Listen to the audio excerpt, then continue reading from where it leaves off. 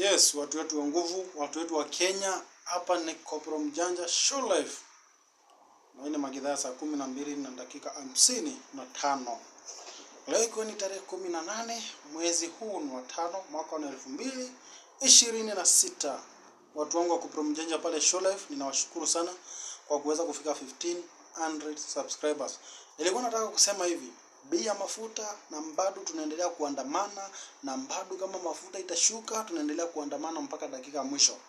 Tafadhali ninaomba serikali muweze kusikia kilio chetu, muweze kupunguza bei ya mafuta kwa sababu mpaka kila kitu imepanda juu. Unaenda unaambiwa nyanya ni 250. Nyanya moja inauzwa 20 bob. Nyanya moja. Which means mafuta ikipanda kila kitu inapanda. Tafadhali watu wetu, tunaomba rais wetu William Samoei Ruto utupunguzie gharama ya mafuta. Tafadhali tunaomba tu. Wakenya wenzetu, nawashukuru sana leo tumetokea kwa barabara, wale wametoka kwa barabara tumetoka, wale wameenda barabarani wametoka, wale wamepiga maandamano wamepiga maandamano, lakini tunaomba hata kama ni maandamano next time ikiwa peaceful maandamano, kusiwe mtu asiuliwe tafadhali kwa ajili ya nini? Kumbuka sisi wote tunatetea mafuta uweze kushukishwa. So tusiwe mwenzetu na huyo mwenzetu na wasi amepandisha mafuta. Tuweze kupiga maandamano ya peaceful life. Kama rais yetu atatusikia, najua atatusikia na ni president wetu na najua anatupenda. So najua atapunguza bei ya mafuta.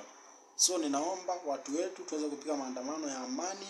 Rais wetu najua atasikia kilio na ninajua ni rais ambaye ni wa kusikiza maskini.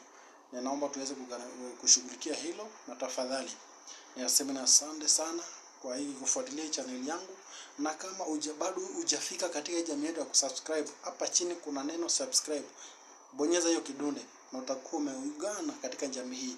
Alafu pale ufinye hiyo kengele notification, ufinye ili ninapoachilia video yangu unaweza kuitazama pale na utakuwa mwenzetu. Ama vipi?